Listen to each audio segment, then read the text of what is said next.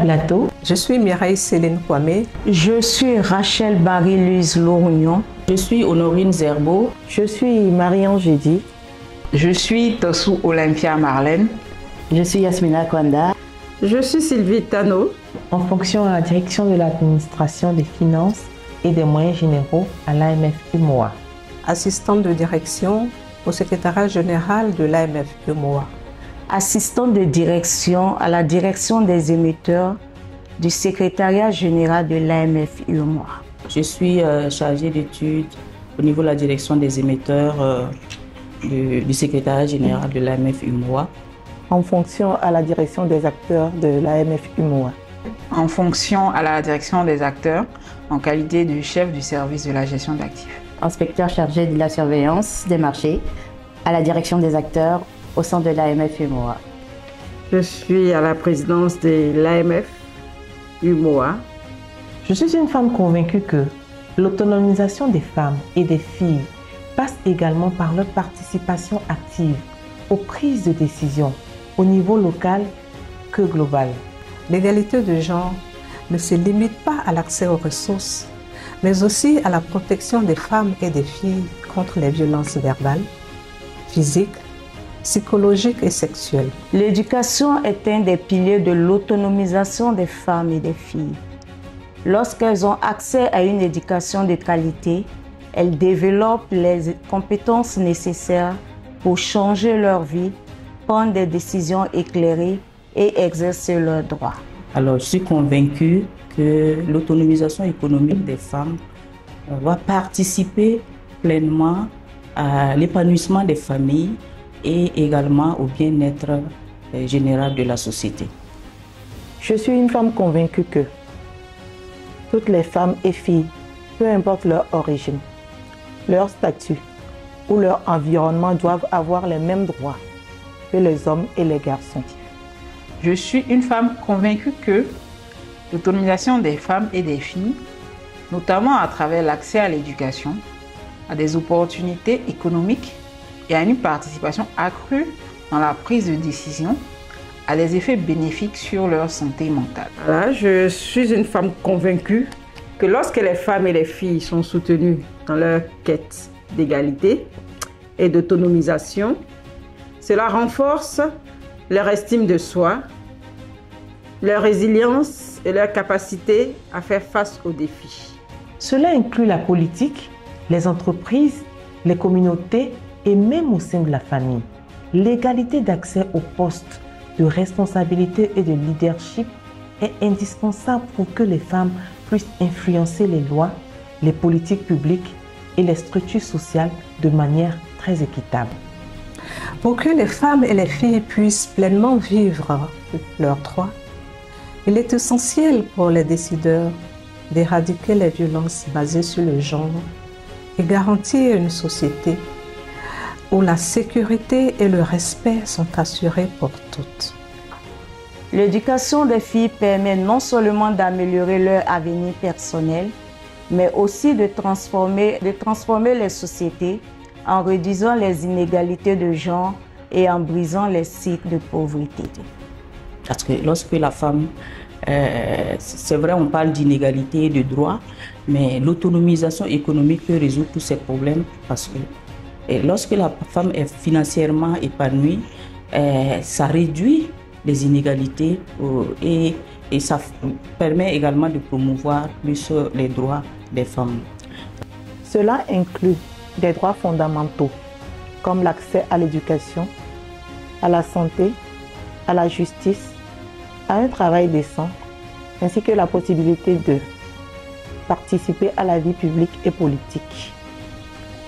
L'indépendance économique et la possibilité de prendre des décisions importantes pour sa vie personnelle et professionnelle réduisent les sentiments de dépendance, d'impuissance et de frustration qui sont souvent à l'origine de troubles de santé mentale comme la dépression et l'anxiété.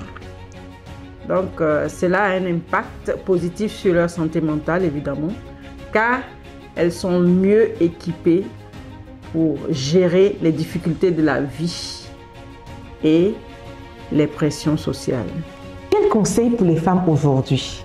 Aujourd'hui, plus que jamais, il est essentiel de revendiquer et de reconnaître nos droits. Que ce soit dans notre vie personnelle, notre vie professionnelle, sachant que nous méritons le respect, l'égalité et la possibilité de nous épanouir pleinement. N'ayons pas peur de parler pour nous-mêmes, de prendre la parole dans les espaces où nos idées sont importantes et de défendre ce qui est juste. Mon conseil à la société aujourd'hui.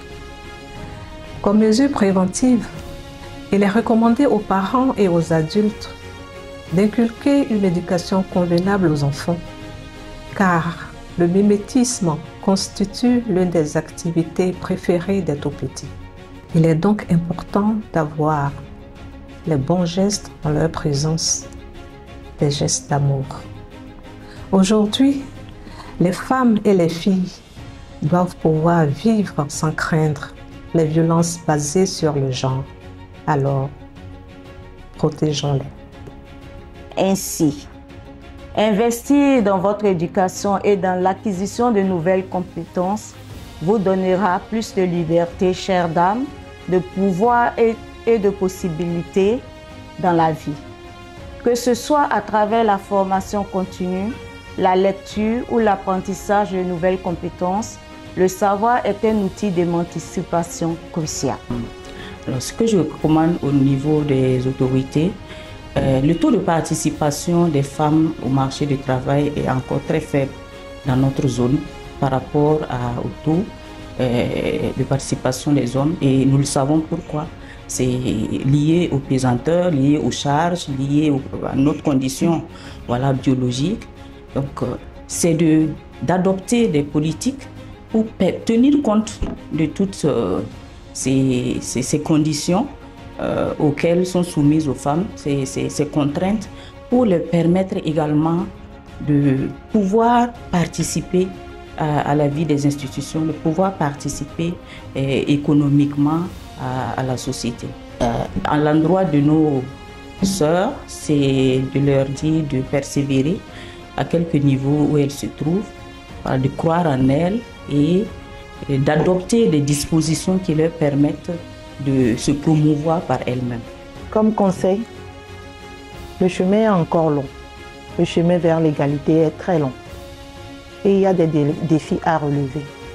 Mais que vous soyez sur le lieu de travail, dans votre famille ou dans votre communauté, continuez à vous battre pour l'égalité des sexes, l'égalité des chances, des salaires égaux, pour un travail égal et contre toute forme de discrimination.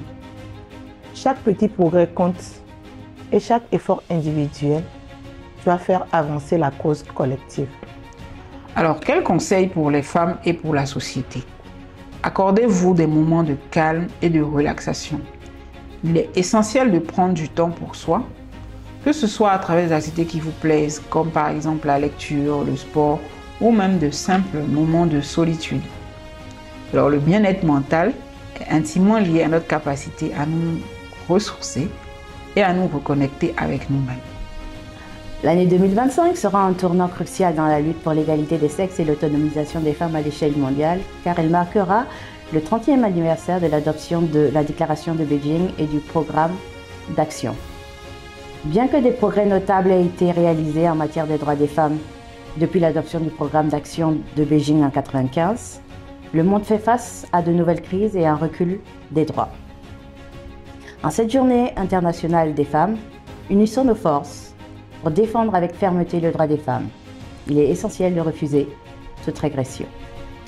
Alors, donc, quel conseil je pourrais donner aux femmes dans la société? Ce serait d'adopter une attitude, d'adopter des habitudes quotidiennes de gratitude. Gratitude envers notre Seigneur, par exemple.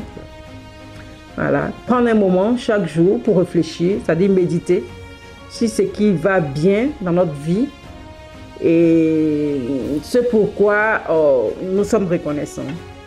Alors, la pleine conscience est également un excellent moyen de cultiver une attitude positive et de réduire le stress. Voilà. Donc, ces pratiques aident à vivre l'instant présent, je dirais, et à réduire les pensées négatives et à améliorer la qualité de vie. Donc aussi, je pourrais en gros dire aux femmes de rester authentiques. Je pense que c'est une bonne solution dans toutes leurs entreprises. Je vous remercie.